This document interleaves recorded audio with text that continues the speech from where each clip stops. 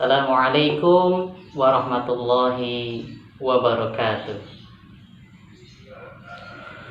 Alhamdulillah, alhamdulillahirabbil alamin, wa bihi nasta'in wa ala umuri dunya waddin. Wassalatu wassalamu ala asyrafil anbiya'i wal mursalin nabiyyina Muhammadin sallallahu alaihi wasallam. Alhamdulillah,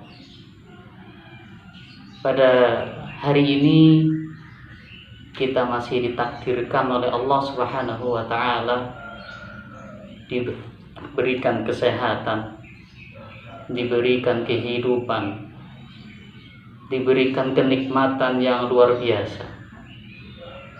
Masih diberikan nikmat untuk bisa menghirup udara segar pada hari ini, sehingga kita nyaman untuk beribadah kepada Allah.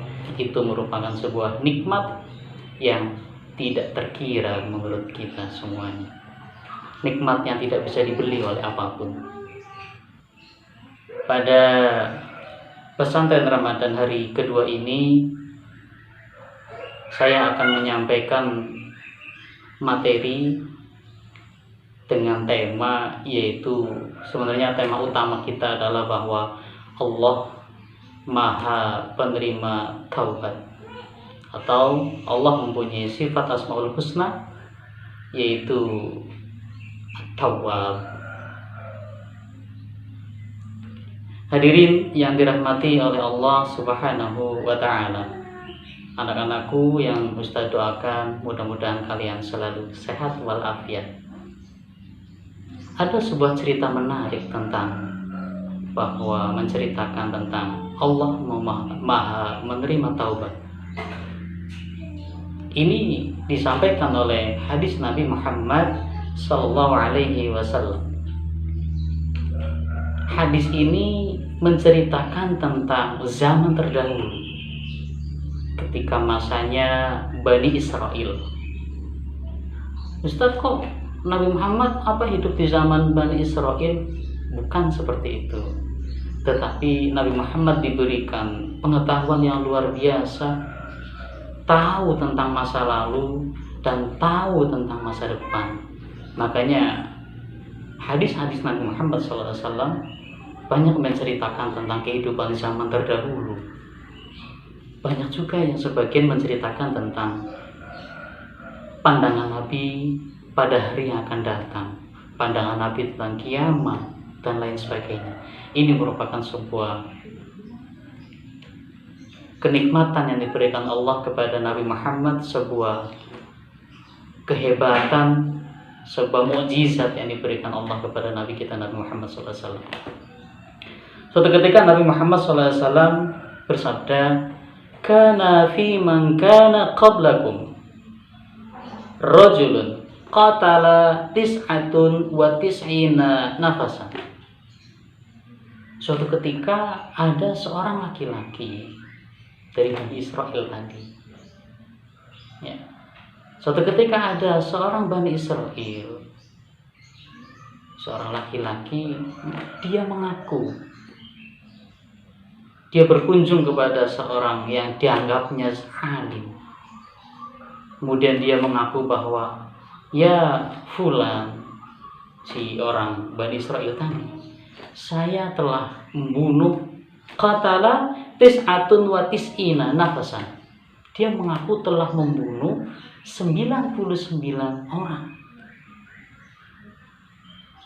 Fasala an a'lami ahlil ardi fadalla ala rahib. Dia ditanya kepada orang yang dianggapnya alim, orang yang dianggapnya tahu.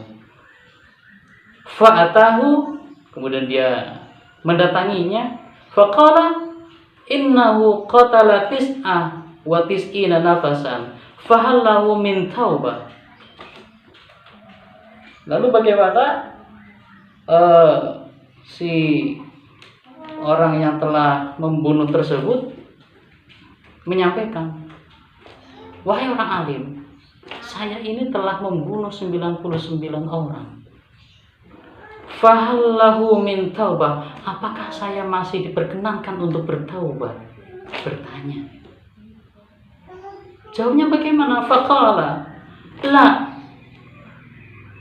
Orang yang ditanya itu tadi kemudian menjawab, tidak ada taubat untukmu. Mendengar jawaban yang seperti itu,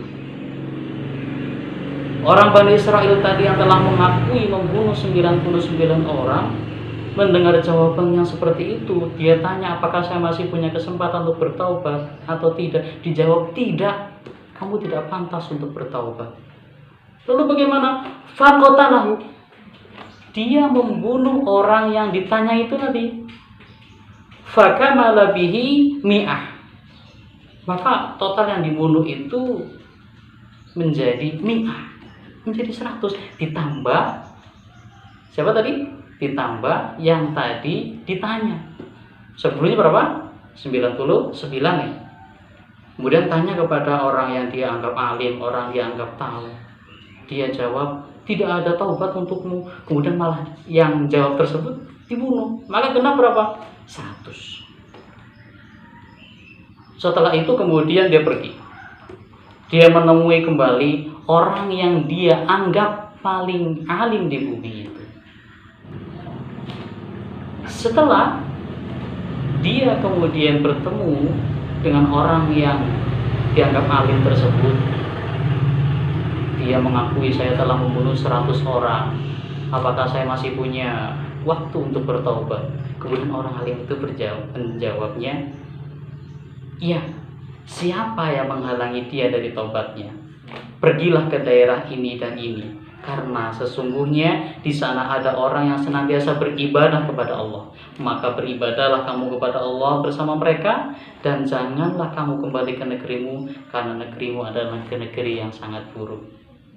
Jadi orang alim yang ditemui yang kedua itu menjawab, pada intinya kamu masih punya kesempatan untuk bertaubat. Kemudian disuruh pergi ke suatu tempat untuk fokus untuk beribadah. Nurutlah dia. Alhamdulillah. Kemudian dia pergi ke satu tempat tersebut yang dituju. Qadarullah. Di tengah perjalanan, ya, di tengah perjalanan, orang yang tadi telah membunuh 100 orang tersebut, yang kemudian dia sudah punya niatan untuk bertaubat, untuk fokus beribadah kepada Allah, di tengah perjalanan Allah mentakdirkan dirinya meninggal. Ya, di tengah perjalanan, belum sampai ke tempatnya, ya, belum sampai ke tempatnya, dia kemudian ditakdirkan oleh Allah meninggal dunia. Setelah itu bagaimana? Malaikat rahmat dan malaikat adab, malaikat yang menyiksa, rebutan. Kata malaikat rahmat, oh ini orang ini masuk surga nih, orang ini telah mendapatkan rahmat nih, tidak boleh disiksa karena dia sudah punya keinginan untuk bertaubat. Kata malaikat rahmat, malaikat siksa bagaimana? Oh enggak, ini dia telah membunuh 100 orang, bagaimana mendapatkan rahmat? Kata malaikat siksa. Dua malaikat tadi berdebat, malaikat rahmat dan malaikat siksa. Mereka menginginkan bahwa keinginannya masing-masing. Malaikat rahmat menginginkan bahwa dia kemudian mendapatkan rahmat, dia masuk surga. Malaikat siksa sebaliknya menginginkan dia masuk ke dalam neraka. Akhirnya Allah mengutus satu malaikat yang diserupakan manusia menjadi pengadil di antara keduanya. Bagaimana katanya? Dan gak usah ribut. Ini kita ukur dari tempat asal dia, ya, dari tempat asal dia menuju tempat yang dituju itu tadi, tempat untuk pertaubatannya dia. Dia meninggalnya lebih dekat yang mana? Lebih dekat ke arah tempat dia asal, atau dia lebih dekat kepada daerah yang akan dia tuju untuk bertaubat? Sepakat tuh mereka, diukur. Setelah diukur, Masya Allah, Subhanallah, ternyata orang itu tadi lebih dekat kepada daerah yang akan dia tuju untuk bertaubat. Kalian tahu akhirnya dimenangkan siapa? Malaikat rahmat atau malaikat siksa? Betul sekali, dimenangkan oleh malaikat rahmat. Itu artinya apa? Allah menerima taubatnya. Allah menerima taubatnya. Para pemirsa yang dirahmati oleh Allah Subhanahu wa taala. Ini kisah yang sangat menarik. Kisah yang kemudian secara nalar manusia, orang tersebut sudah membunuh 99, bahkan kemudian telah membunuh sampai 100 digenapkan. Tetapi ternyata Allah memberikannya pintu taubat. Allah memberikannya rahmat. Ada beberapa hal faidah atau hikmah yang bisa kita petik dari cerita ini. Yang pertama adalah beberapa faedahnya yang perlu kita petik hari ini dari cerita tersebut. Yang pertama, bahwa seorang pembunuh itu masih diterima taubatnya asalkan dia mau untuk bertaubat, ya. Kemudian yang kedua, hikmah yang bisa kita petik adalah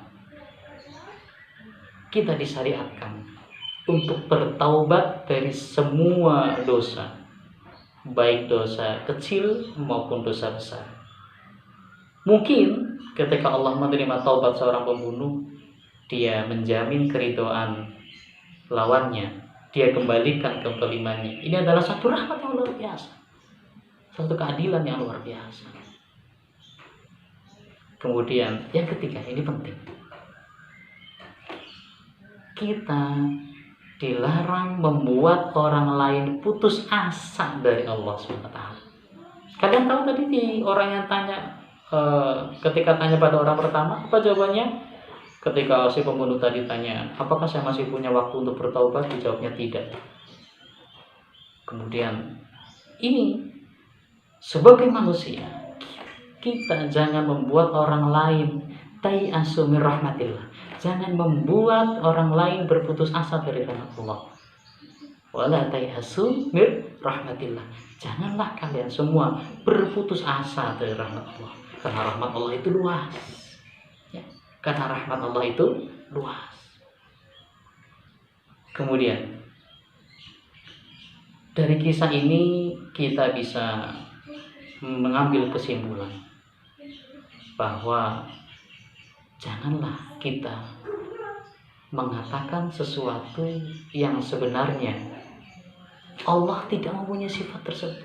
Contoh tadi, dia bertanya apakah Allah masih menerima taubatnya. Kemudian orang pertama menjawab, tidak, Allah tidak menerima taubatnya. Ini berlawanan dengan sifat Allah, yaitu at-tawwab, ya, berlawanan dengan sifat Allah at-tawwab, bahwa Allah itu maha menerima taubat. Ketika ada orang ingin bertaubat, ingin kita lihat bahwa dia memang bersungguh-sungguh bertaubat, jangan buat putus asa dia. Buat berilah kabar gembira bahwa Allah adalah maha penerima taubat, Allah adalah maha pengampun. Allah itu tidak melulu tentang siksa, dan siksa, bukan. Tetapi Allah juga adalah zat maha pengampun, maha rahmat, maha rohim, dan maha kebaikan yang lainnya. Jangan berikan keputusasaan kepada orang yang ingin berbuat baik. Jangan buat putus asa orang yang ingin hijrah untuk berbuat baik. Syahdan, subhanallah, kisah yang harus kita petik hikmahnya. Mudah-mudahan kita semua diberikan kesempatan oleh Allah untuk berbuat baik. Mudah-mudahan kita semua selalu ditempatkan oleh Allah di tempat yang mulia. Mudah-mudahan Allah selalu mentakdirkan kita untuk selalu beribadah kepada Allah SWT. Sekian yang bisa saya sampaikan. Mudah-mudahan kita semua dilindungi dan mendapatkan rahmat Allah SWT. Walaupun minkum. Assalamualaikum warahmatullahi wabarakatuh.